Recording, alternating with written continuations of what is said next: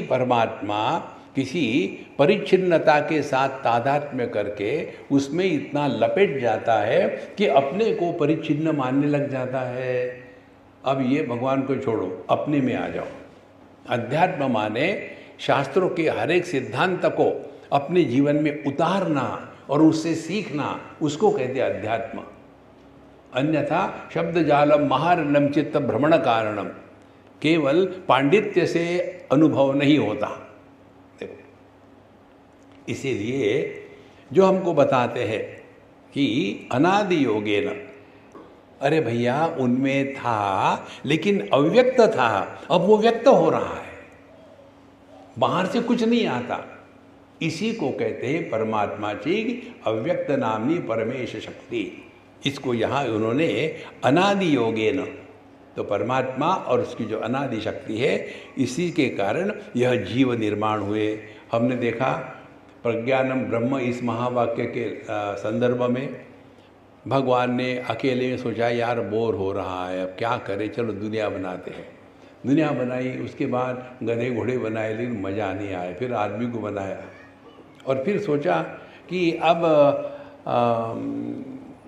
चलो मैं इसमें जाके बैठता हूँ, कैसा दिखता है। देखो, ये जो कहानियाँ होती है ना, इसका तात्पर्य एक ही है, बाहर से कुछ नहीं है, सब कुछ अपने ही में है।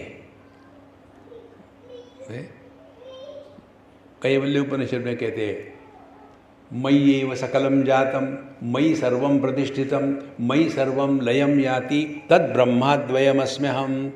सब दुनिया मुझ में ही पैदा होती है, मुझसे नहीं।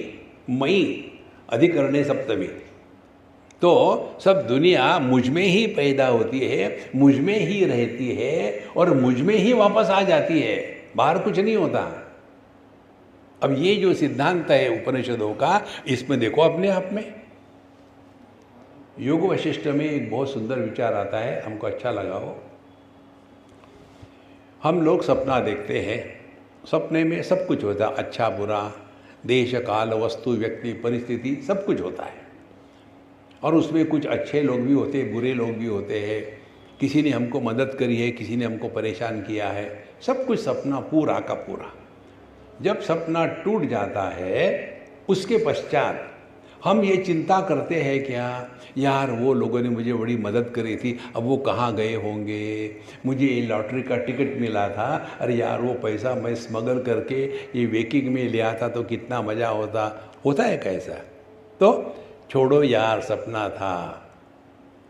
जैसे हमारा सपना है, उसमें जो भिन्न प्रकार के देश काल वस्तु व्यक्ति परिस्थिति होते हैं, इसी प्रकार से हिरण्यगर्भ सूत्रात्मा या ब्रह्मा जी, इनके सपने में हम सब कुछ है। देखो, यथा पूर्वम अकल्पयत, सोने के पहले हम डॉक्टर थे, जब जग जाते हैं तो इंजीनियर बनते हैं क्या? जो अव्यक्त हो गया वही व्यक्त होता है, तो क्या निर्माण हुआ? इसी प्रकार से जब ब्रह्मा जी की नींद खुल जाती है तो महाप्रलय होता है, और वो महाप्रलय होने के बाद उसमें अच्छे लोग, बुरे लोग, साधु संत, धर्म अधर्म, पृथ्वी, ये ब्रह्मांड कहाँ गया? देखो महाराज, मयि एव सकलम जातम मयि सर्वम प्रतिष्ठितम।